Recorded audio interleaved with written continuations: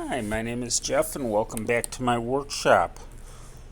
Today we're going to be continuing work on the Walthers Proto 2000 F7A&B set. And as you can see, I'm still in my temporary workshop at the physical therapy rehab center I'm in. Working hard and getting stronger, so that's a good thing. Hopefully I won't be here too much longer, but time will tell.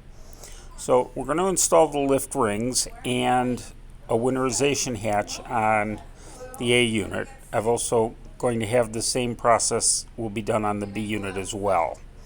So the lift rings I'm using are Tichy Train Group's number 3037. These are plastic lift rings. You can also get wire formed lift rings from, I believe it's Detail Associates. Last time I checked, they were about $10 for a pack of 10 of them. So they are a much more realistic and more durable option.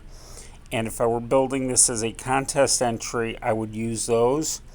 But for an operating model, the plastic are just fine. This unit's going to get handled and these won't get damaged.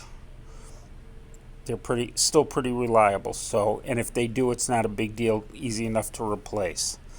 So as you can see, I'm using tweezers to grab them and insert them.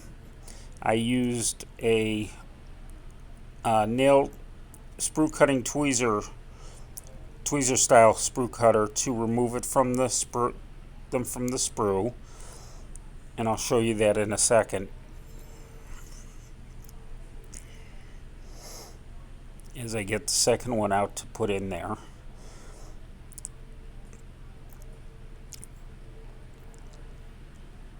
So these make short work of this, especially since it's just a small item. And you don't have to be too picky, you just need to leave enough of a stem on these so that you can get them in the hole. If you need to for clearance for the chassis, when we're done, I'll trim those short inside the shell. In fact, I probably will do that just to neaten it up and make room for wiring and so forth. Because I will be installing decoders in these eventually. Once the eye bolt is in the hole, I just hold it in place with my finger and apply a drop of styrene cement. Again, my preferred brand is the Fowler Super Expert. It does a great job and grabs quickly. It also has a little bit of styrene dissolved in the cement so that it also works as gap filling. For the winterization hatches, there are 2 pins on there for placing it, but there's no pre-started holes for these, at least not on around the fan I'm going to put this on, which is the forward fan. So I'm just going to cut those off with my sprue cutters and then take a sanding stick and just sand those sides smooth. And I apologize, I misjudged where the camera was pointed when I did that. But once we get a smooth fit on it, it'll sit nicely in there. Give it a quick test fit, and then need a little bit of sanding. I'm going to put just run a bead of the styrene cement along the edges of this.